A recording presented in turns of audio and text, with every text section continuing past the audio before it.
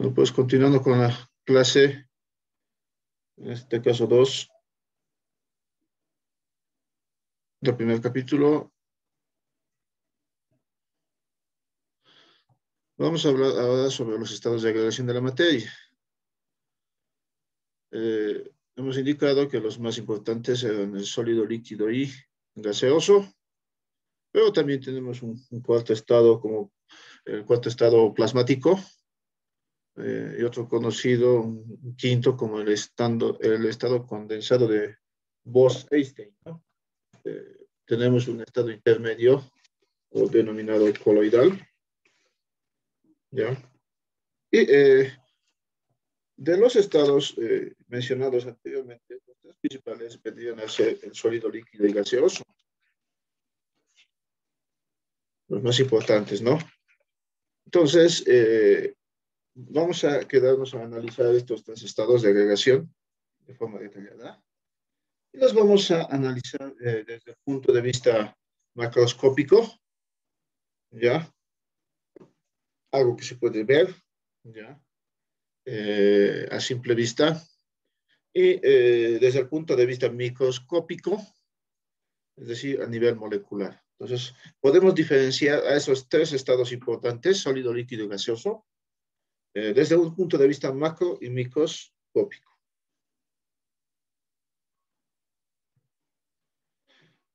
Desde el punto de vista macroscópico,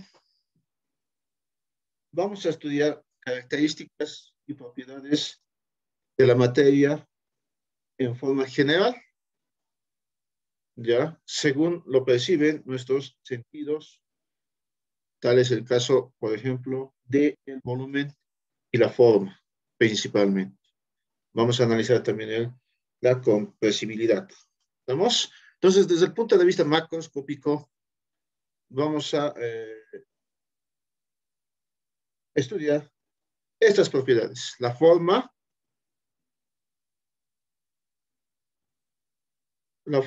el volumen,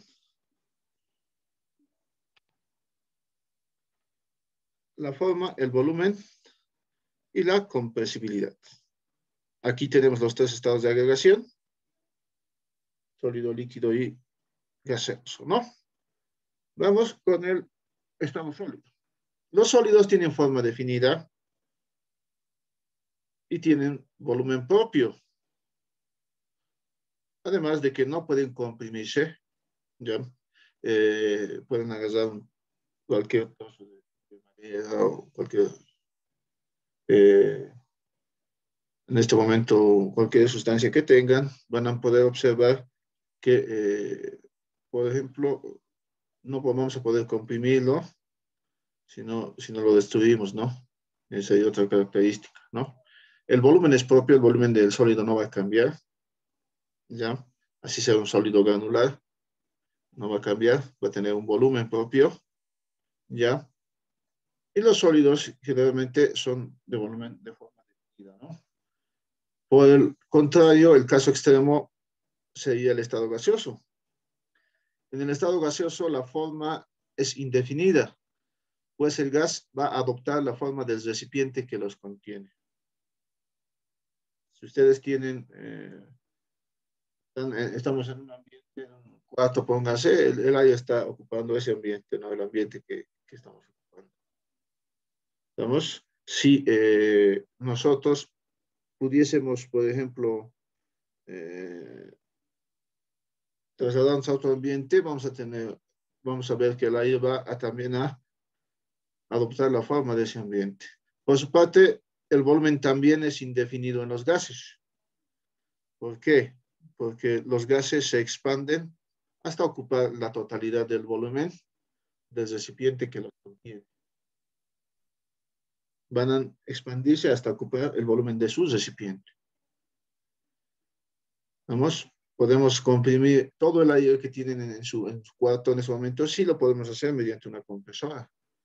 Y el aire va a ocupar simplemente el espacio que la compresora ha reservado para su almacenamiento. Cuando ustedes inflan un balón de futsal, de fútbol, de vóley, lo que ustedes quieran, igual lo que están haciendo es introducir aire del ambiente al balón. Entonces se está ocupando el volumen del balón y la forma del balón. El hecho de que se expandan hasta ocupar la totalidad de su volumen también nos indica que los gases se pueden comprimir, son compresibles, debido a su gran distancia intermolecular que vamos a ver en el punto de vista microscópico. Y el estado intermedio será el líquido, ¿ya? Cuya forma es indefinida porque adopta la forma del recipiente que lo tiene. En el caso de los líquidos, entonces, es indefinido porque adopta la forma del recipiente que lo contiene. ¿Qué propiedad? La forma. Por su parte, el volumen, en este caso, hay una diferencia ahí. El volumen sí es propio del líquido. ¿Eso qué significa? Que si ustedes tienen un litro de Coca-Cola y lo trasladan a un recipiente, pónganle rectangular, lo que ustedes quieran, va a seguir siendo un litro. Bueno, la forma cambia, pero el litro sigue va a existir, ¿no? Entonces, a eso se refiere esto la propiedad del volumen, en este caso para los líquidos, es propio. Y en la propiedad de compresibilidad, los líquidos son incompresibles. Somos prácticamente incompresibles, ¿no? Entonces, gracias a esa propiedad, por ejemplo, podemos emplear esa propiedad para muchas aplicaciones, ¿no? ¿Ya? Entonces, ahí tenemos la diferencia de los tres principales estados de agregación de la materia, ¿ya? De acuerdo a su volumen, forma y compresibilidad.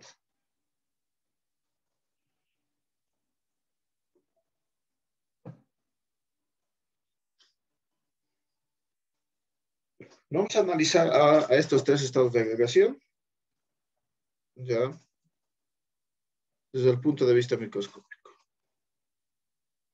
Antes de analizar a estos estados de agregación, desde el punto de vista microscópico, debemos conocer los movimientos moleculares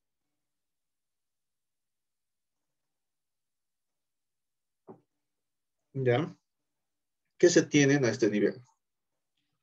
Entonces, un átomo o molécula presentará tres tipos de movimientos.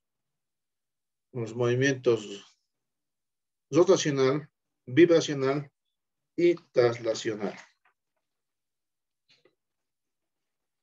Rotacional, vibracional y traslacional. El movimiento traslacional, ¿ya?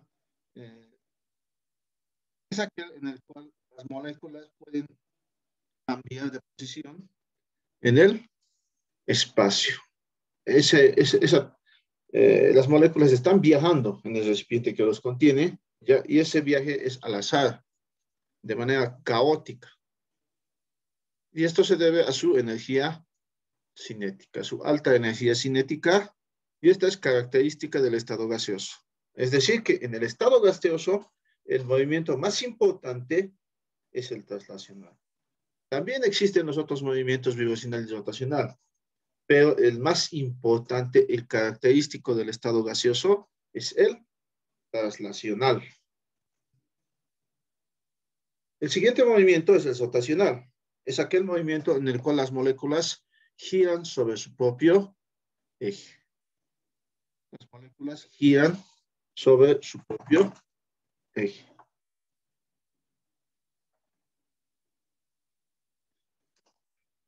Este movimiento es más característico del estado líquido. Además de poseer el movimiento vibracional, es el más importante movimiento entonces, es el rotacional para el estado líquido.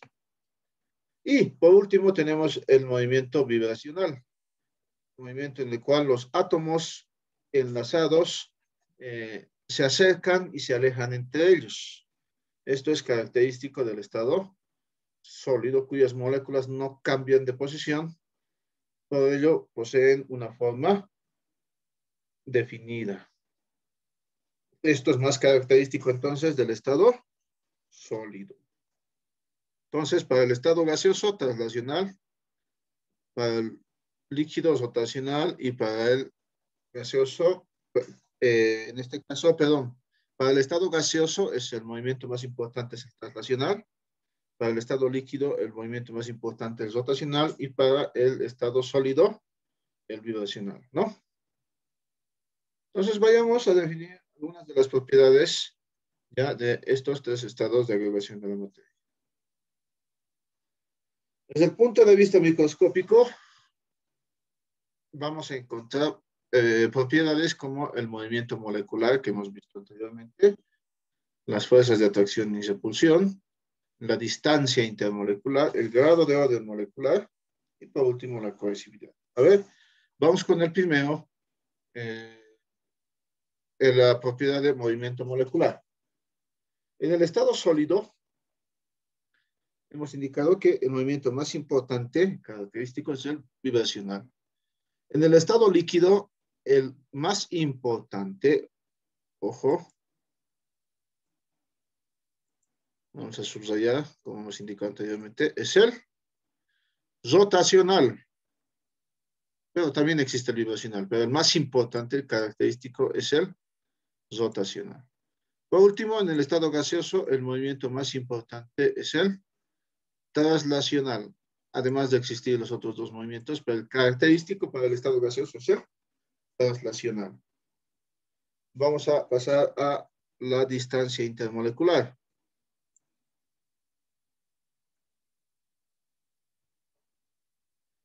Vamos con la distancia intermolecular. Acá. En el estado gaseoso, la distancia intermolecular es grande. Por eso las moléculas se pueden comprimir. La distancia intermolecular es grande. En el estado líquido mediana y en el estado sólido pequeña. ¿Vamos? Este hecho de la distancia intermolecular también nos ayuda acá a analizar las fuerzas de atracción y repulsión. Ya, ¿no? ¿Por qué? Porque las fuerzas de atracción en el estado gaseoso prácticamente son nulas. Las fuerzas de atracción y repulsión prácticamente son nulas en el estado gaseoso. Más que todo esto vamos a analizar, por ejemplo, en los gases ideales, donde vamos a considerar este concepto para que nosotros podamos definir al modelo de gas ideal. ¿Vamos? Entonces, las fuerzas de atracción intermoleculares son nulas. Son muy pequeñas, prácticamente nulas. ¿Vamos? Además, en el estado líquido, por su parte, tenemos fuerzas de atracción intermedias. ¿Ya? Fuerzas de atracción y repulsión intermedias que se encuentran igualadas. Este hecho le da el carácter de continuidad a los líquidos. Por último, tenemos las fuerzas de atracción en el estado sólido son altas. Predominan las fuerzas de atracción. Por eso también tenemos esa característica macroscópica del sólido de que tiene forma propia. ¿Vamos? El grado de orden molecular en los sólidos es alto y perfecto. En el estado líquido es intermedio. ¿Ya? Y en el estado gaseoso es nulo. Es decir, no existe orden molecular. Las moléculas están viajando en todo el volumen del recipiente que los contiene, ¿ya? Sin ningún patrón. Viajan de forma caótica.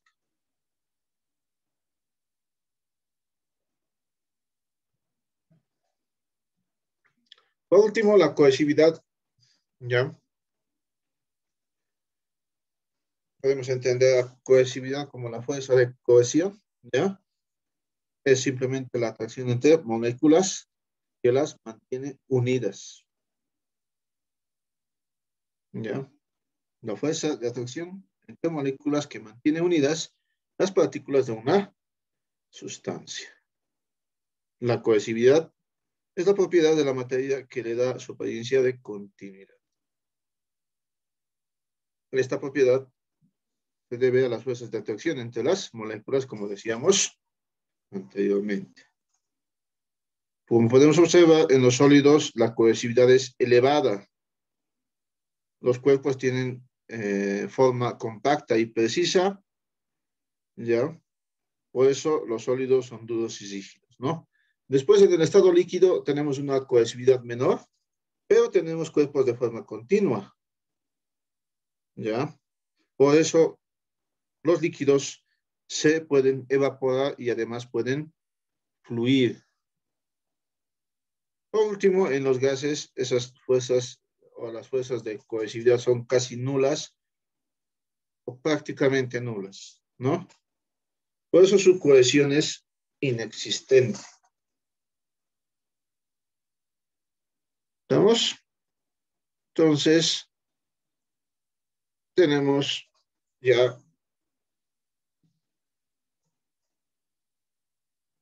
diferenciados los tres estados más importantes de agregación de la materia desde el punto de vista macroscópico y microscópico. Hay un cuarto estado que lo vamos a estudiar también, muy importante, que es el estado plasmático.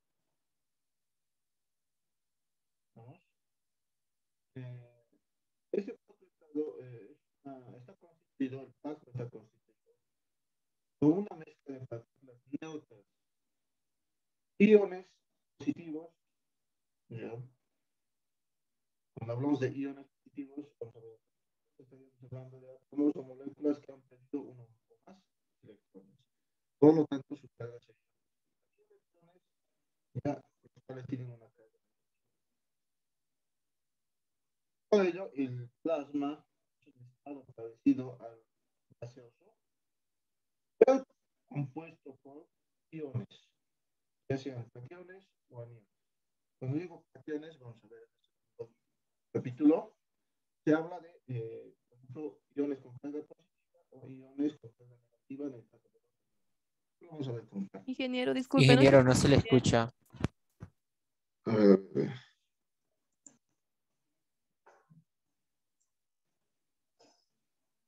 ¿Ahora se me escucha? Sí, ingeniero. Sí, ingeniero. Ya. Vamos a mejorar el micrófono, ¿ya? Entonces, como decíamos, el plasma es un estado parecido al gaseoso, pero compuesto por aniones y cationes. Es decir, que son los cationes, son iones con carga positiva, y los iones con carga negativa son los aniones. Eso lo vamos a ver con más detalle en el capítulo siguiente. ¿Vamos? Entonces, el plasma es un estado parecido al gaseoso, ¿ya? Formado por iones separados entre sí, ¿ya? Además libres. Por eso podemos observar que el plasma es una. El 99% del universo es plasma. Estamos en el 99% del Pero universo aún está es con... plasma. Escucha entrecortado, ingeniero. Javier. Sí, que no se escucha bien. A ver, dame un segundo.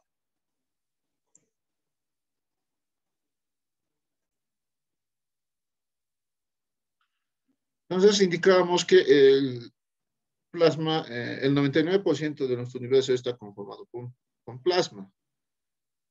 El Sol es plasma. ¿Ya? Entonces tenemos a nuestro cuarto estado de la materia, ¿no?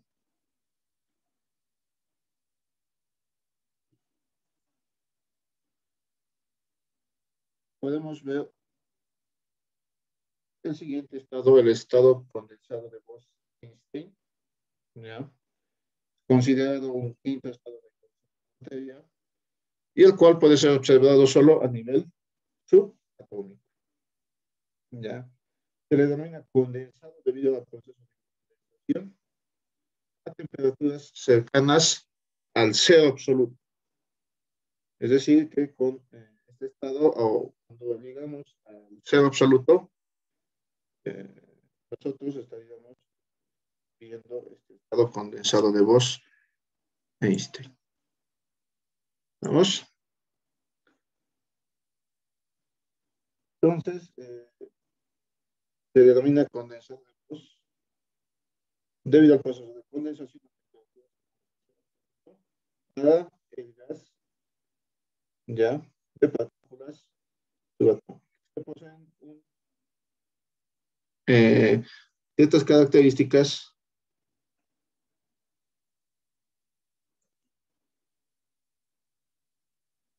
¿no? Entonces, nuestro estado intermedio, nuestro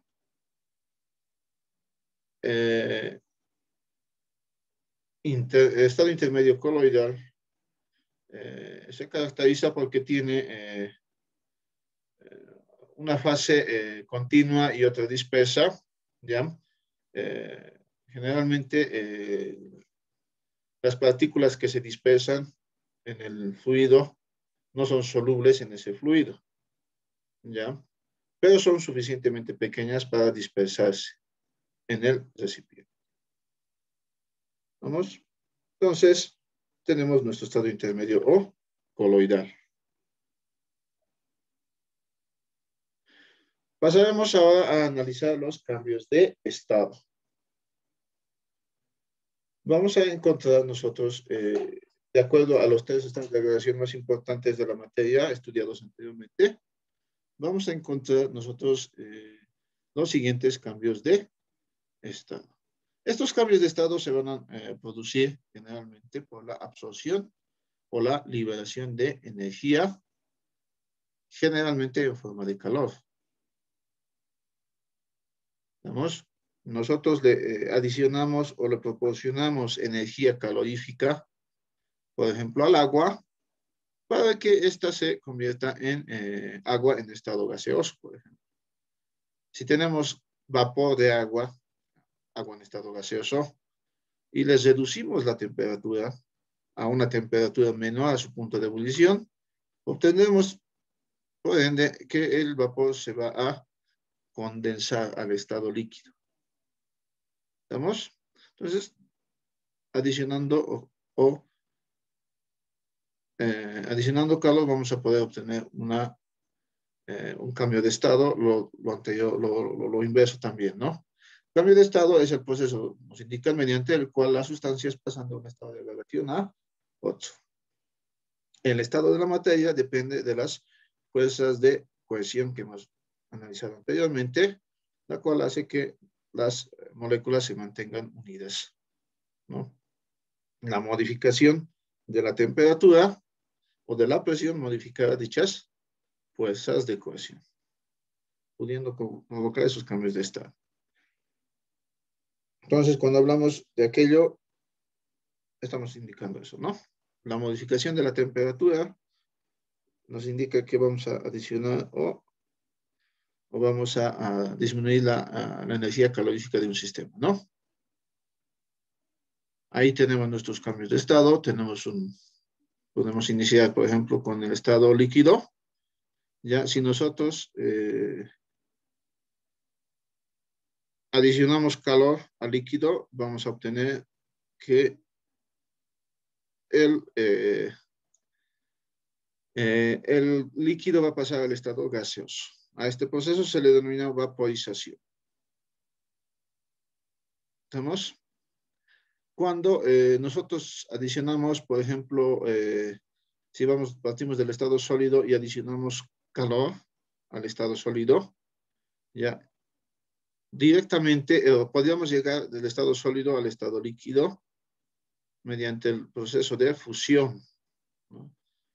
Ya le estamos adicionando calor al sólido. Si le damos mucho calor, podríamos saltar directamente del estado sólido al estado gaseoso, sin pasar por el estado líquido. Tendríamos el proceso de sublimación. Sublimación, pasar de sólido al gaseoso directamente. Por su parte, si nosotros reducimos la temperatura bruscamente de un estado gaseoso, o podemos, en un primer caso, obtener la condensación.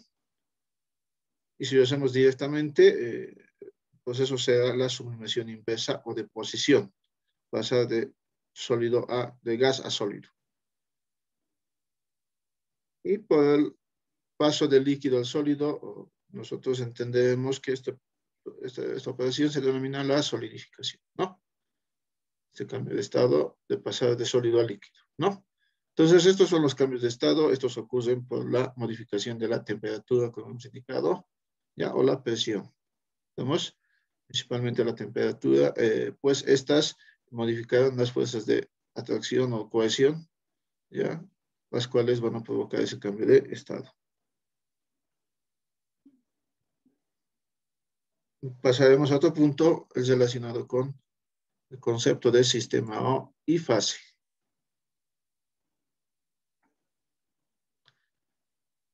Tenemos acá un recipiente, ¿ya? En el cual nosotros vamos a analizar primero las características, posteriormente vamos a analizar al sistema en sí. Aquí tenemos, por ejemplo, un sistema. ¿Y qué nos indican? Que el sistema es toda porción de materia sujeta a observación y estudio, que constará de límites físicos o imaginarios, llamados fronteras.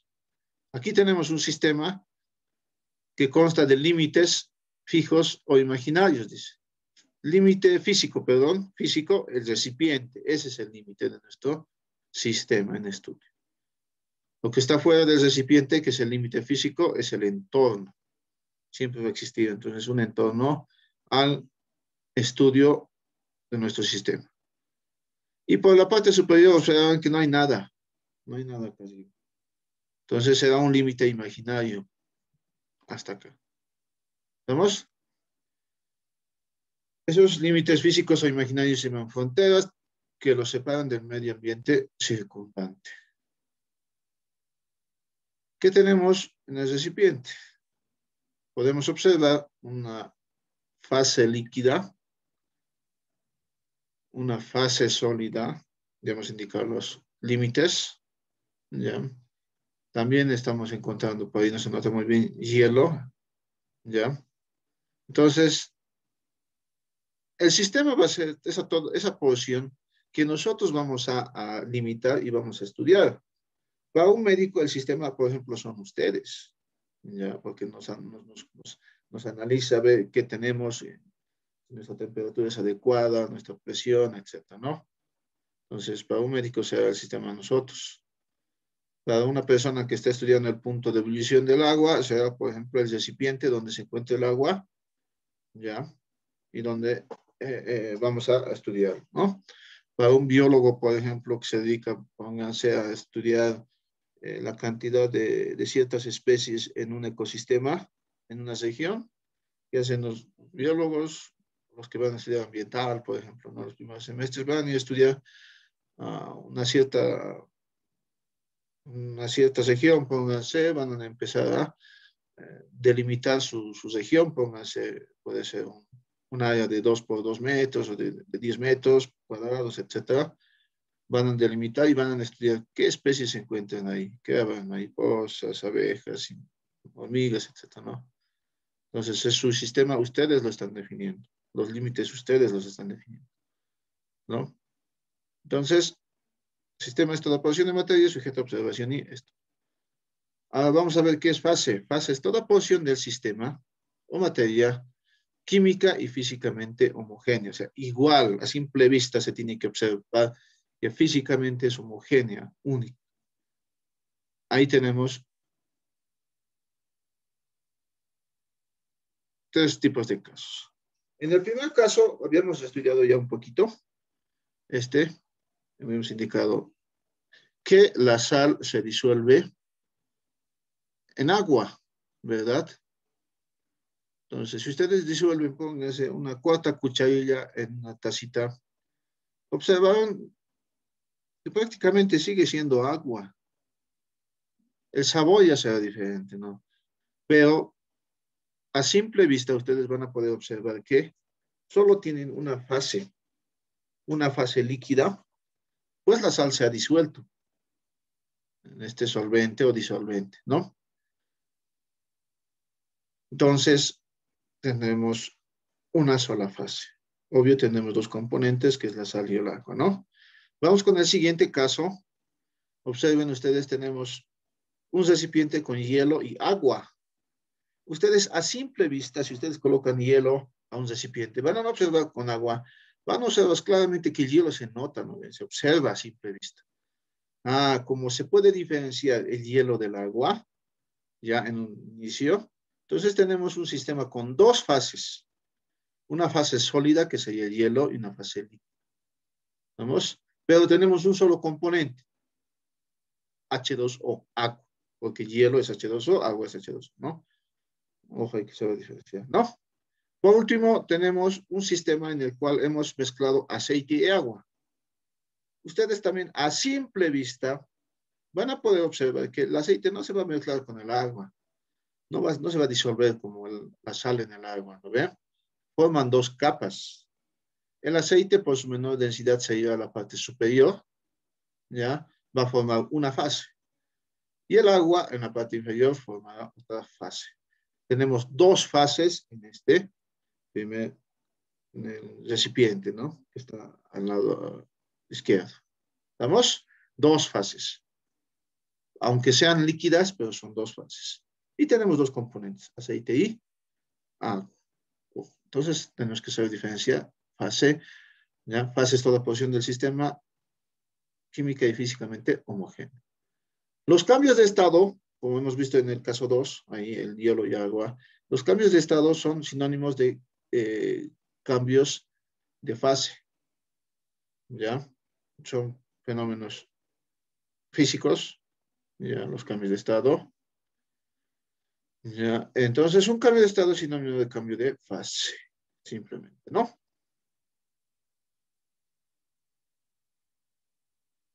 Ahora bien, una vez ya conocido el concepto de sistema y fase, podemos clasificar a los sistemas de acuerdo ya a dos criterios.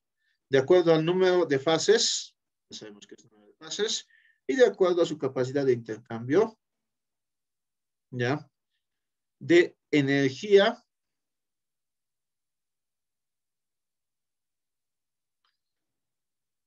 de acuerdo a su capacidad de cambio de energía, por si acaso, energía.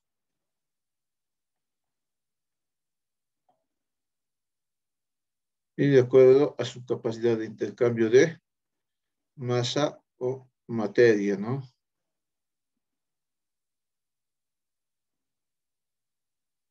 Si clasificamos a los sistemas de acuerdo a su capacidad de intercambio, de acuerdo al número de fases, empezaremos con el más sencillo, tendremos lo siguiente, ¿no?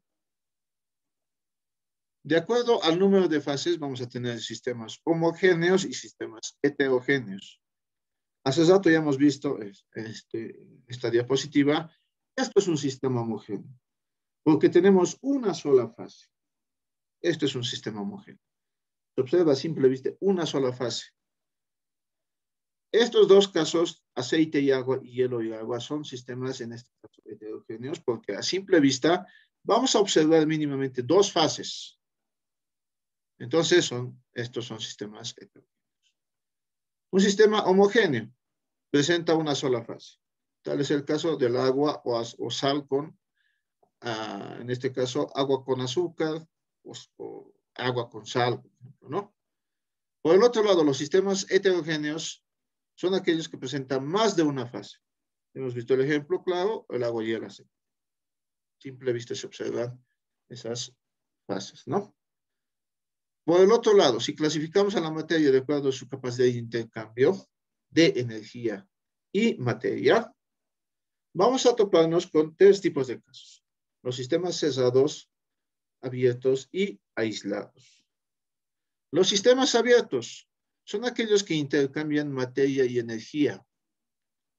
Por ejemplo, ustedes al tomar el desayuno se han calentado con, se puede ser su caldera, una ollita, digamos, una caldera, póngale agua, ¿no? Hemos introducido agua. Eso es nuestro sistema. ¿Ya? Estamos analizando a la caldera con agua. Una vez que empieza a ebullir, observarán, antes de empezar, primero que estamos transfiriendo energía calorífica a nuestro sistema, a la caldera. ¿Verdad? Por eso nosotros lo colocamos dentro de la hornilla y prendemos la hornilla, ¿ves? De la cocina. Entonces, estamos transfiriendo energía calorífica a la caldera. Entonces, existe intercambio de energía. Pero también, en el momento en que empieza a ebullir, y en todo ese proceso, va a haber cierta cantidad de agua que va a pasar al estado vapor y va a salir de nuestra caldera, ¿verdad? Entonces, como nuestro sistema es la caldera, el límite es la caldera, entonces existe también intercambio de materia, porque del sistema se está expulsando al entorno, al ambiente, agua en estado vapor, por lo tanto existe intercambio de materia. Eso es un sistema abierto, intercambio de materia y energía. Un sistema cerrado solo intercambia energía. ¿Cuál es el caso? Su caso sencillo es, por ejemplo, la batería de su celular. Cuando se descarga su celular, lo van a ir a cargar a un tomacorrientes, ¿verdad? Una vez que se ha llenado el 100% de energía, a ver, ¿acaso el celular sube de peso? ¿Tiene mayor masa? No, no ve. Sigue siendo el mismo peso del celular, pero sí ha cargado energía, sí se ha transferido energía a nuestro entorno. Entonces, tenemos un sistema, se hincha la batería. Esos son los casos extremos cuando la batería ya no sirve, ¿no ve? ¿Ya? Una pila también es otro ejemplo de sistema cerrado. El foco, ¿ya? Y por último, los sistemas aislados son aquellos que no intercambian materia ni energía. El vacío, por ejemplo, sería un sistema aislado, ¿no? Nosotros tenemos algo cercano a estos sistemas aislados, sí, casi. Por ejemplo, el termo, pero no es 100% aislado, pero sí se asemeja, ¿no? El termo. El termo, por ejemplo, lo podemos utilizar para almacenar agua caliente, ¿no? Si fuera totalmente aislado, de aquí a 100 años deberías tener agua caliente, pero no ocurre eso, ¿verdad? Así que casi aislado, sí, podemos considerarlo el termo. El plastoformo lo mismo, ¿ya? Entonces, ya hemos clasificado a la materia de acuerdo a dos estados, no, de acuerdo, perdón, a su capacidad de intercambio de energía y materia y, por otro lado, de acuerdo al número de fases.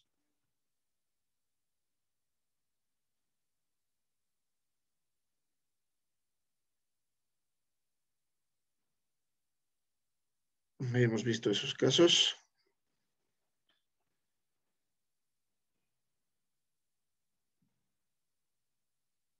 Ahora bien, vamos a clasificar a la materia. Aquí hemos ido analizando el concepto de sistema y fase. Ahora nos corresponde a clasificar la materia, ¿ya? La misma en la naturaleza se va a encontrar en forma o en mezclas. ¿A qué me refiero con mezclas? En este momento, por ejemplo, nosotros estamos respirando aire, vivimos gracias al aire, ¿no?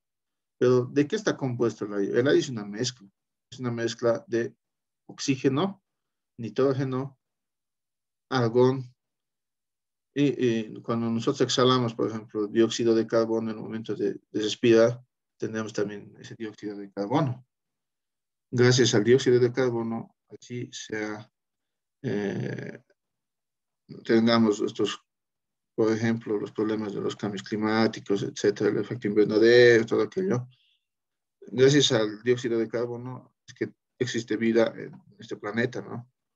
Porque esta es la que retiene la energía solar, ¿no? Pero como estamos contaminando tanto nuestro ambiente, entonces estamos generando más dióxido, entonces estás reteniendo eh, más energía calorífica del sol y tenemos estos cambios bruscos, ¿no? En nuestro clima, ¿no? Tenemos una elevación de la temperatura promedio, ¿no? ¿Ya?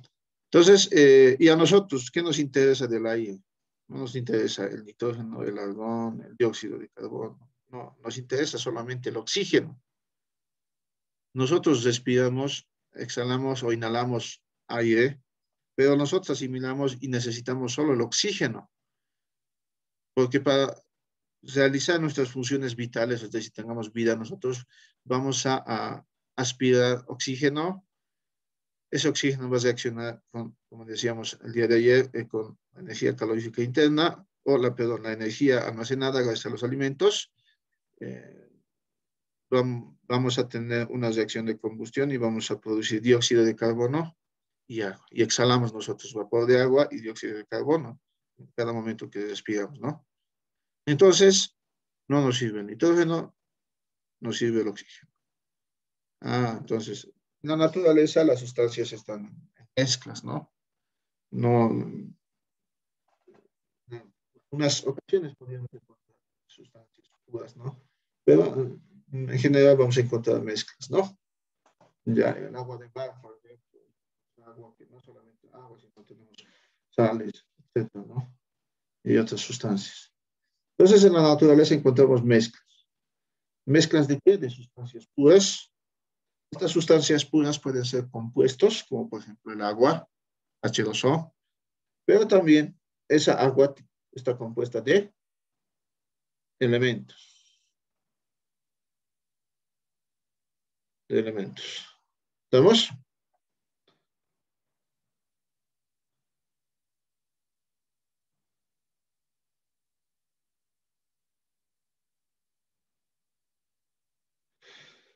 Entonces, en la naturaleza tenemos mezclas, estas compuestas de sustancias puras, las sustancias puras de compuestos y los compuestos están formados por elementos.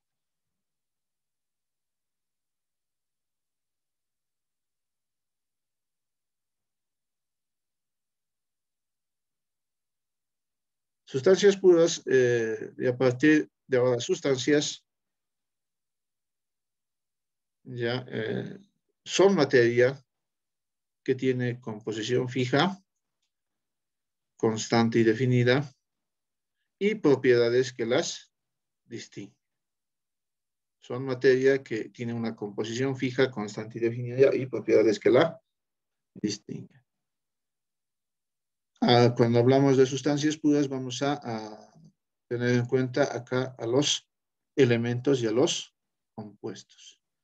Existen dos clases de sustancias puras, los elementos y los compuestos. Sustancia pura, ya, se clasifica, decíamos, ¿no? En elementos y compuestos. ¿Qué es un elemento? Los elementos son sustancias que no pueden descomponerse en sustancias más simples por medios físicos o químicos. Mediante medios físicos o químicos no vamos a poder descomponerlos. Mediante procesos o reacciones nucleares, sí.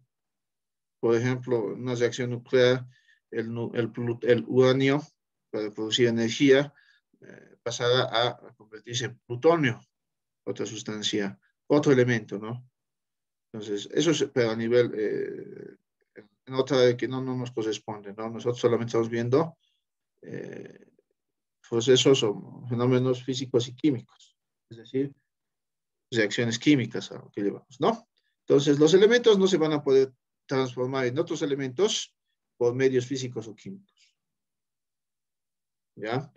Los elementos de la tabla periódica, entonces, los tenemos, ya incluso se han incluido algunos nuevos elementos hallados en laboratorio, ya recientemente, ¿no? Por el otro lado, los compuestos son sustancias formadas por dos o más elementos. Es la combinación, la reacción química de dos o más elementos. Por eso los compuestos se pueden descomponer en los mismos elementos que los han formado, pero esto simplemente por medios químicos, por reacciones químicas. Agua, H2O. Ahí tuviésemos nosotros H2O. A ver, voy a hacer un segundito. Perdón, ya. No hay problemita con el lápiz. Aquí tenemos, a ver, acá vamos a hacer tenemos H2O. El agua se podría descomponer en los elementos que lo han formado. ¿Vamos? Entonces, aquí está ya la reacción de descomposición. Ya si quisiéramos. Entonces, el compuesto es es agua. Y los elementos que lo han formado son el hidrógeno y el oxígeno, ¿no? Entonces, esta es una reacción química. En el tercer parcial vamos a ver que siempre hay que igualar las reacciones químicas. ¿Ya? Entonces, el compuesto se puede descomponer mediante una reacción química en los elementos que lo han formado. Pero los elementos no pueden transformarse en otros elementos mediante fenómenos o procesos físicos o químicos. Eso nos decía Lavoisier, ¿verdad?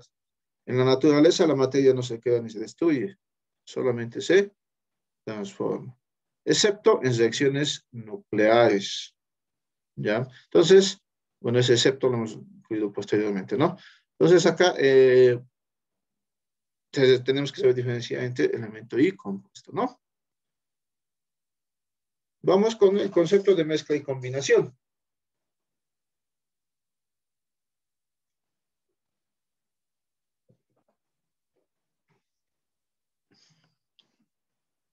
Primero, hemos visto algo de mezcla.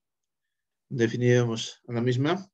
Nos indican que es todo material que comprende la unión física de dos o más sustancias en proporciones variables de masa. Ojo, palabras claves se están escribiendo acá. Términos clave que los vamos a ir analizando. Mezcla es todo material que comprende la unión física. Entonces, esto es un fenómeno físico también, la mezcla. La unión física, fenómeno físico. De dos o más sustancias en proporciones variables de masa. ¿Qué significa proporciones variables de masa? Que yo puedo añadirle la cantidad que yo quiera de las sustancias que se van a unir físicamente. Adicionar azúcar a su café es una mezcla. Vamos a adicionar azúcar al agua es una mezcla. Porque ustedes le van a colocar la cantidad que ustedes gusten de azúcar. No hay una restricción, ¿verdad? A unos les gusta con 3 cucharillas, otras con 2, otras con 10, ¿no ve? Entonces, eso es proporciones variables de masa. Cuando hacemos la unión física, no existe un patrón que nos diga exactamente cuánto vas a adicionar, ¿no? Donde cada componente conserva sus propiedades y composición. ¿Qué significa eso? Que el agua, por ejemplo, si introducimos agua y mezclamos agua con sal, cada componente va a tener sus propias propiedades y composición. O sea, el agua es H2O, el cloruro de sodio es NaCl, o sea, cloruro de sodio, ¿no? La sal de mesa. ¿Vamos? No están cambiando, simplemente se están uniendo físicamente. ¿Podemos separarlos por medios físicos? Sí. ¿Cómo separo al agua de la sal?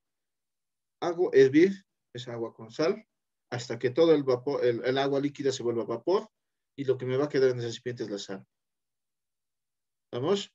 Puedo volver a condensar esa agua en estado vapor al estado líquido y ya he separado agua de sal. Y simplemente hemos utilizado, hemos hecho un proceso o un fenómeno físico adicionándole calor. No hay reacción química ahí. ¿Estamos? Entonces, mezclas todo material que comprende la unión física de dos o más sustancias en proporciones variables de masa, donde cada componente conserva sus propiedades y composición. Ahí tenemos mezclas homogéneas y mezclas heterogéneas, como las que hemos indicado anteriormente, ¿no? Estamos indicando acá que las mezclas se van a dividir en mezclas homogéneas y mezclas heterogéneas. Hemos visto sistemas homogéneos y heterogéneos, ¿no? Estamos acá también. Una mezcla heterogénea es aquella que sus componentes pueden distinguirse a simple vista. Ahí tenemos, por ejemplo, el primer gráfico, ¿no? Agua y aceite, heterogéneo. A simple vista vamos a observar esas dos fases. Inmisibles, ¿no? Una mezcla homogénea es aquella donde sus componentes no se pueden diferenciar. Por ejemplo, le echamos sal al agua, no vamos a poder diferenciar la sal, ¿no? ¿Ya? Entonces, tenemos una sola fase. Alguien dirá, pero si cuando le echo mucha sal se va a precipitar o va a llegar a la parte inferior del recipiente, ¿qué está ocurriendo ahí? No, es que ahí también estamos colocando demasiada sal. Estamos sobresaturando nuestro sistema. No estamos llevando a ese punto, simplemente le echamos cierta cantidad adecuada de sal, donde la sal se va a dispersar fácilmente en el recipiente. ¿Ya? Entonces, mezcla de agua y azúcar es un sistema homogéneo o una mezcla homogénea, sal y agua, mezcla homogénea. El aire que respiramos es una mezcla homogénea, ¿ya? Donde las sustancias son miscibles, dice, ¿no?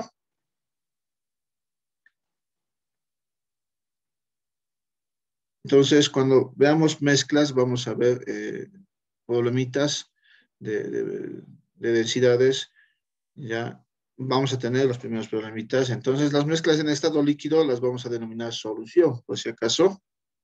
Las mezclas en estado líquido las vamos a denominar solución o disolución, ¿ya? La masa de la mezcla se llama de la siguiente forma. Ahí tenemos la expresión. La masa de la mezcla, la masa total, es igual a la suma de las masas de los componentes. Primera ecuación importante que tenemos que recordar para resolver problemas.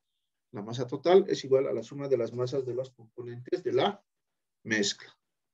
Por su parte, el volumen de la mezcla se hallará de la siguiente forma, ¿no? Si el volumen total será igual a la suma de los volúmenes de los componentes de la mezcla, cuando son miscibles.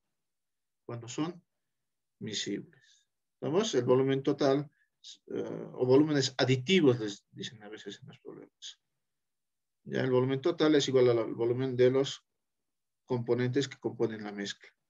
Ecuación importante también que podemos ir ya recopilando para el formulario, ¿no? Para resolver problemas. Vamos con combinación. Combinación será aquel sistema material resultante de la transformación íntima de varias sustancias. Es la unión química de una o más sustancias, de dos o más sustancias. De dos o más sustancias, lo correcto, ¿no? Es la unión química de dos o más sustancias. Entonces, aquí estamos hablando de reacciones químicas. Y al ser reacciones químicas, las proporciones son fijas de masa. Ya no existe acá al gusto del cliente. Yo quiero echarle más de reactivo de uno o del otro para producir más producto. No. En el tercer parcial vamos a analizar el concepto de reactivo limitante y reactivo en exceso. Si tú le echas mucho de un reactivo, no vas a producir más de lo que el otro reactivo te va a ofrecer. Y si sobra, sobra nomás. Reactivo en exceso. Entonces, en combinación, las proporciones son fijas, exactas, que hay que introducir de las masas de los reactivos. Decíamos, además, en combinación vamos a encontrar que, como se puede observar, vamos a tener reacciones químicas, decíamos, ¿no? Por ejemplo, tenemos el cloro gaseoso que reacciona con el hidrógeno gaseoso para producir ácido clorhídrico, ya balanceada la ecuación que vamos a ver en el tercer parcial. Acá tenemos, ¿no? Una molécula de ácido clorhídrico, otra molécula de ácido clorhídrico. Esto es una combinación. Entonces, cuando se habla de combinación, estamos hablando de reacciones químicas, porque existe una transformación íntima de las sustancias, donde se están uniendo químicamente, están ejercitando su actividad química los reactivos.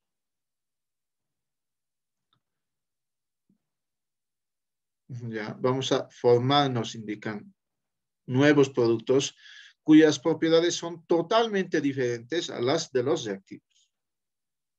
¿Vamos?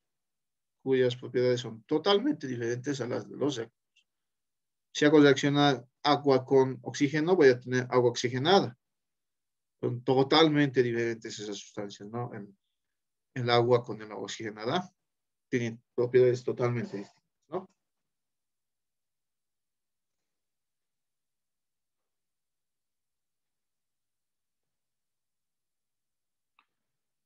Entonces, la diferencia se puede extraer simplemente de las dos redacciones anteriores, ¿no? En resumen, mezcla en mezcla las sustancias se encuentran en cualquier proporción, a gusto decimos, ¿no? En combinación, no. Existe una proporción fija de los reactivos que tienen que realizarse. En mezcla la composición es variable de las sustancias, está relacionada con la anterior, y en combinación la composición es fija y definida, como hemos dicho. Las sustancias conservan sus propiedades en mezcla, en combinación no. Las sustancias originales desaparecen, originando nuevas sustancias que tienen propiedades totalmente diferentes. En mezcla, los componentes se pueden separar por medios físicos. En combinación, solamente puede volver a obtenerse los componentes iniciales mediante otra reacción química. En mezcla, decíamos, podríamos separar agua y a sal, sí lo podemos hacer solamente con una operación física, ¿ya? Ebullición del agua y asunto arreglado, ¿no? ¿Ya? En mezcla, los átomos y moléculas no interactúan entre sí, en combinación sí. Existe reacción química. Por eso aquí está, ¿no? Los átomos están interactuando entre sí, reacción química, para formar nuevos productos. ¿Vamos? Esa es la diferencia entre mezcla y combinación. Vamos a analizar ahora las propiedades de la materia, ¿ya? Vamos a encontrar propiedades intrínsecas y propiedades extrínsecas, ya simplemente un resumen, ¿ya? Las propiedades intrínsecas de la materia son las cualidades características de cualquier muestra de una sustancia, independiente del tamaño o forma de dicha muestra. Más o menos también relacionando con las propiedades intensivas. ¿Vamos? Es decir, que estas propiedades no cambian aunque cambie, por ejemplo, la masa de una sustancia. ¿Ya?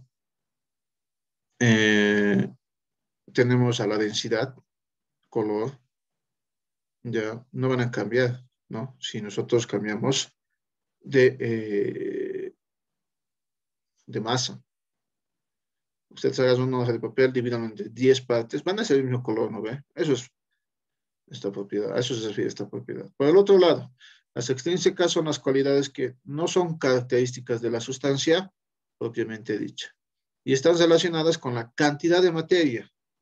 Son propiedades extrínsecas, por ejemplo, la masa, el peso, volumen, etc. Lo estaríamos relacionando con propiedades intensivas y extensivas.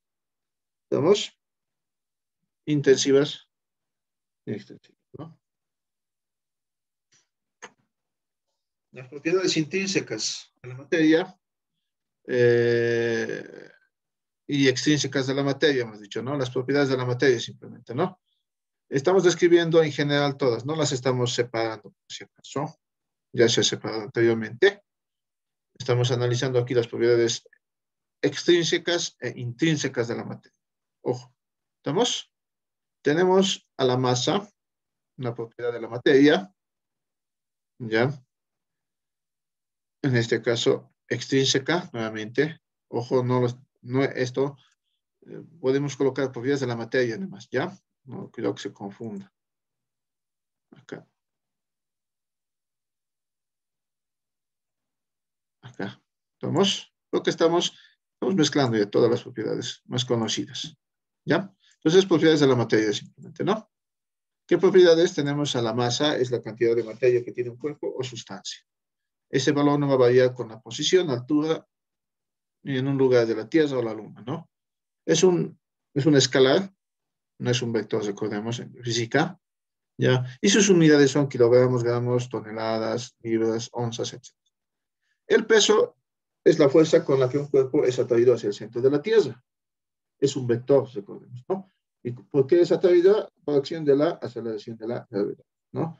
El peso entonces es igual a la masa por la aceleración de la gravedad. Es un vector. Sus unidades serán newton, por ejemplo, o kilogramos fuerza, gramos fuerza, etc. Otra propiedad es la longitud.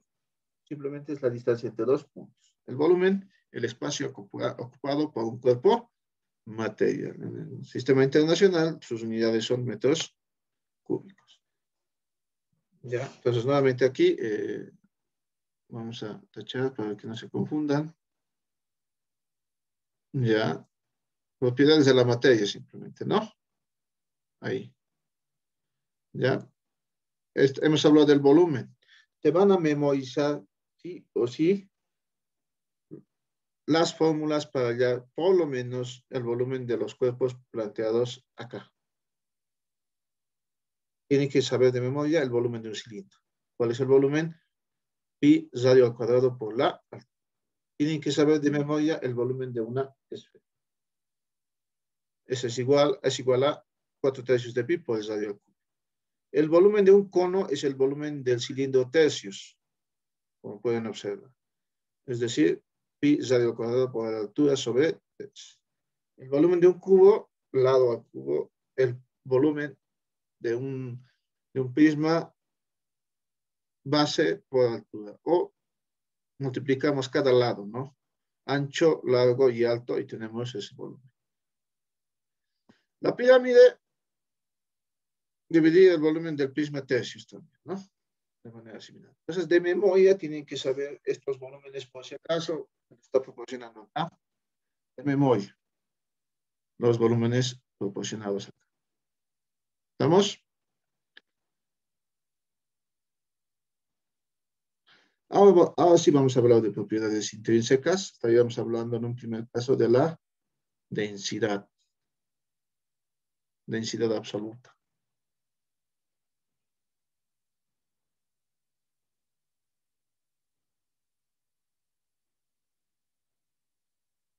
Densidad o masa específica se va a definir como la masa de una sustancia que ocupa una unidad de volumen. Se define como la masa de una sustancia que ocupa una unidad de volumen. ¿Qué podríamos decir también? Que volúmenes iguales de diferentes sustancias contienen masas diferentes. ¿Qué significa eso? A ver, ustedes podrían indicar ¿qué pesa más? ¿Un kilo de acero o un kilo de algodón? Son lo mismo. Son iguales. ¿Qué pesan? Son un kilo. Es lo mismo, son un kilo, ¿no? Pero ¿cuál es la diferencia entonces entre esos dos? Que el volumen, que el volumen que ocupa un kilo de acero es totalmente diferente al volumen que va a ocupar un kilo de algodón, ¿no? Abismal la diferencia, ¿no? Entonces, ¿cómo diferenciamos esto? A través de la densidad, ¿no? Pues decimos que es la masa de una sustancia que ocupa una unidad de volumen. Podríamos indicar, tal vez, que de manera...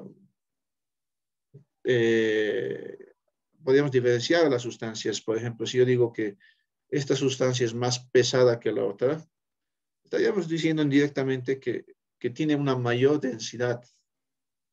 ¿Ya? Entre el agua y el aceite, la densidad del agua es 1. La densidad del aceite es 0,79 gramos centímetro cúbico en ambos casos. Si les digo 1 es mayor a 0,79, les diría simplemente que el agua es más pesada que el aceite. ¿Estamos? Términos simples, generalmente, a veces de esa forma lo diferencian, ¿no? Entonces, hay una diferencia en aquello, ¿no? En el volumen que ocupan las sustancias. Pero una misma sustancia va a tener la misma densidad, por eso es una propiedad intensiva o propiedad intrínseca de la materia. ¿Ya? Un centímetro cúbico de agua va a tener la densidad que es 1.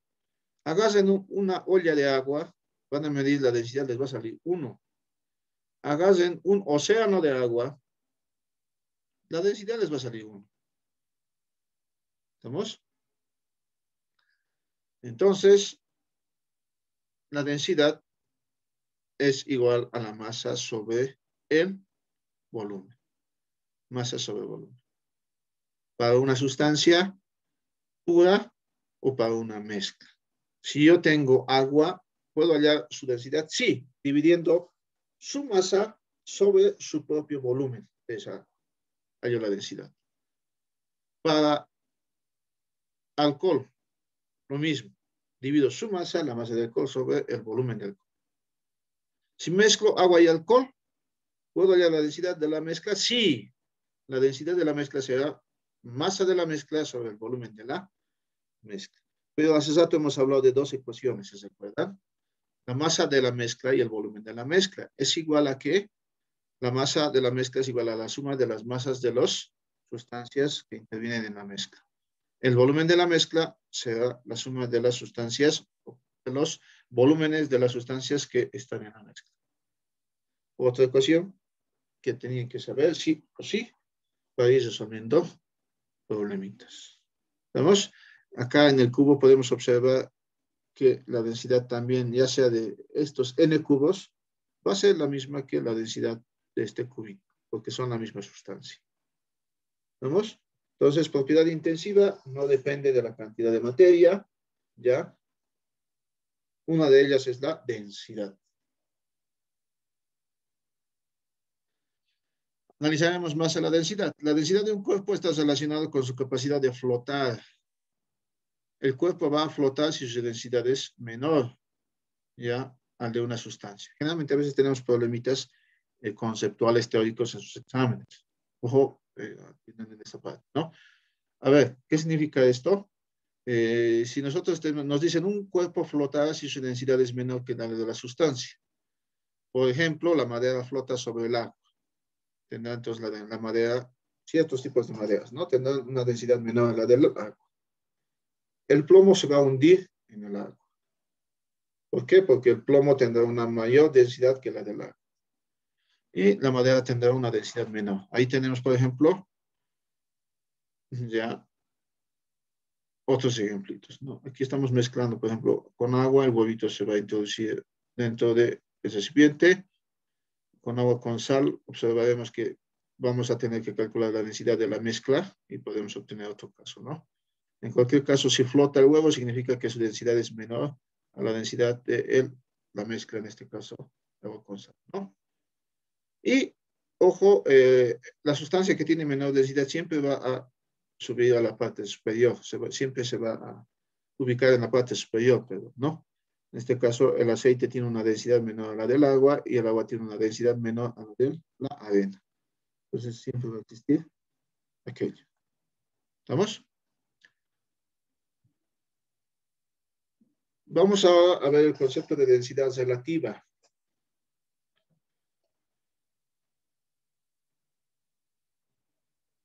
La densidad relativa, gravedad específica o peso específico relativo, es la relación existente entre la densidad absoluta de una sustancia y la densidad de otra sustancia conocida como referencia o patrón.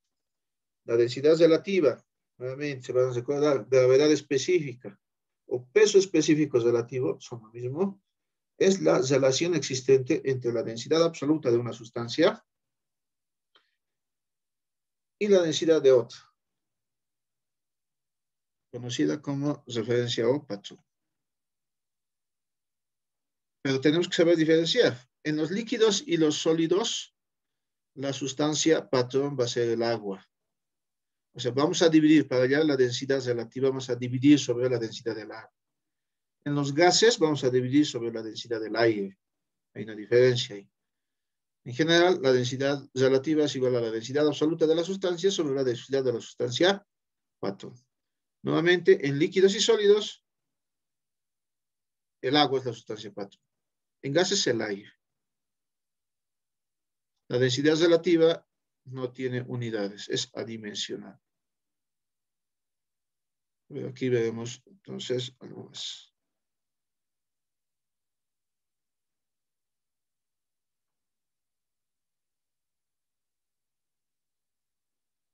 A ver. Por ejemplo, tienen que recordar de aquí para siempre que la densidad del agua tiene el valor de 1 gramo centímetro cúbico de memoria. Otra sustancia conocida, por ejemplo, es el mercurio, que vamos a tener que memorizarnos también. La densidad del mercurio es 13,6 gramos centímetro cúbico. Para el aire, la densidad del aire es igual a 1,29, pero ojo las unidades. Gramos por litro. Por litro, ¿no? De memoria, a recordarse. Okay. Entonces, la densidad relativa, cuando hablemos de sólidos y líquidos, dividen sobre 1 gramos centímetro cúbico, que es la densidad del agua. ¿Estamos? Entonces, basta simplemente con darle unidades a la densidad relativa cuando se trata de sólidos y líquidos. Ya vamos a resolver ejercicios de esa parte. Más adelante, ¿ya? Por último, tenemos al peso específico. Ojo, en densidad hemos hablado de, en densidad relativa hemos hablado de gravedad específica y peso específico relativo. Ojo, no estoy hablando de solamente peso específico. Dice peso específico. Peso específico. Aquí estamos. Relativo. Peso específico relativo es densidad relativa. Otra cosa es peso específico. No hay relativo aquí, ¿no? Entonces, el peso específico será la relación existente entre el peso de una sustancia con respecto a su volumen. El peso específico será la relación existente entre el peso de una sustancia con respecto a su volumen. También es una propiedad intensiva. Algo que vamos a recordar de aquí en adelante, por si acaso, es que generalmente la relación de dos propiedades extensivas les va a dar una propiedad intensiva. A ver, ¿a qué me refiero? Observemos en densidad. En densidad. Acá. Densidad, hemos dicho que es masa. Masa es una propiedad extensiva sobre volumen. Volumen es una propiedad extensiva. Si divido dos propiedades extensivas, me va a dar una propiedad intensiva. Es decir, la densidad es una propiedad intensiva. ¿Estamos? Entonces, si yo divido, por ejemplo, masa sobre masa para hallar porcentaje en masa, también tenemos otra propiedad intensiva, ¿no? La concentración. ¿Ya? Vamos con peso específico, decíamos, que es la relación o la división del peso de la sustancia sobre el volumen de la sustancia. Peso sobre volumen. Pero más nosotros trabajamos con la siguiente expresión. A ver, voy a tener acá. Peso de la sustancia, decimos, ¿no? Peso específico es peso de la sustancia sobre el volumen de la sustancia. Acá, pero ¿a qué es igual el peso? El peso es igual a la masa por la aceleración de la gravedad sobre el volumen. Ustedes pueden observar que masa sobre volumen es igual a densidad. Entonces la expresión quedaría peso específico es igual a la densidad por la aceleración de la gravedad. ¿Vamos? A ver, creo que... Vamos a... Ya de nuevo.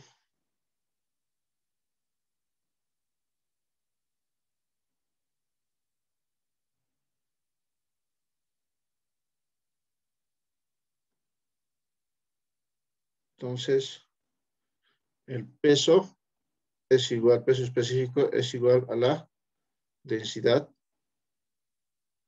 por la aceleración de la gravedad. Esta ecuación es la que más van a usar. En algunos exámenes se les pide, se les da el peso específico. Algunos se confunden y piensan que es la densidad. No. El peso específico es la densidad por la aceleración de la gravedad. ¿Vemos? Entonces,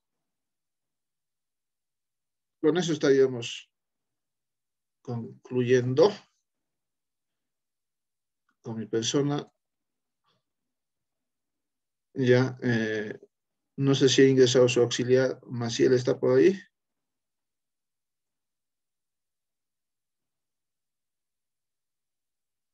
Recién va a ingresar, seguro. Esperamos un minutito. ¿Estamos? Entonces, a ver, conmigo quedaríamos hasta acá. Les ruego que voy a subir los videos inmediatamente, los transformé. A ver, alguien me pregunta, ¿no resolvemos ejercicios? Claro que sí, tenemos 5 semanas creo para resolver ejercicios. La primera parte siempre es la parte conceptual. prácticamente ya hemos terminado la parte de teoría, ¿ya? Solamente nos falta un poquito de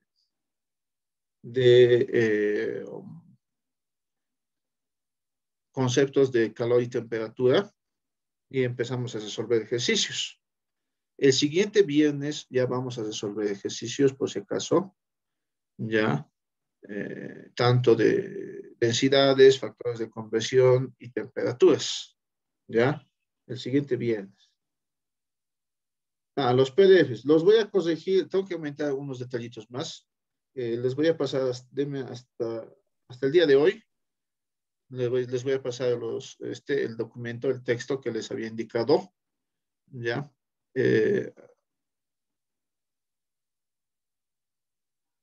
Estamos, sí, a ver.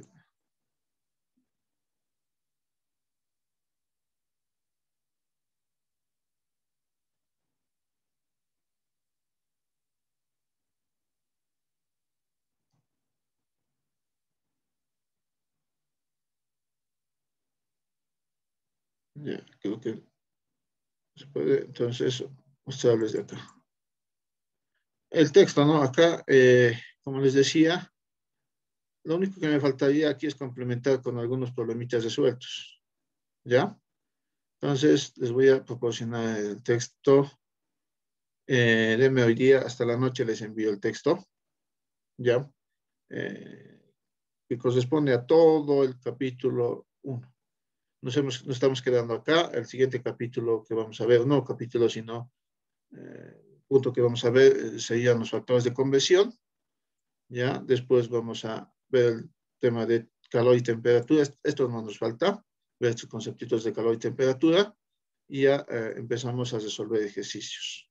¿Vamos? O sea, el viernes ya prácticamente el viernes ya vamos a resolver ejercicios toda la clase.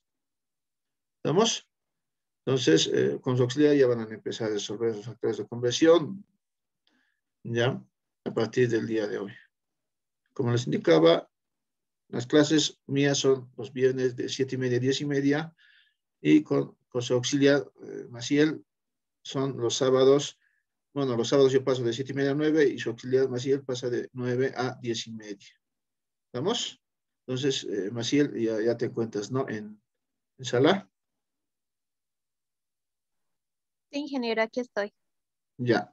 Maciel, entonces, te voy a colocar como administrador.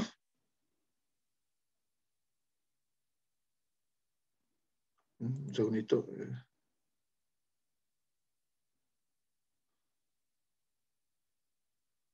Maciel Fernanda Gutiérrez Casillo, ¿verdad? Sí, ingeniero. Sí. Gracias, ya estás como administrador.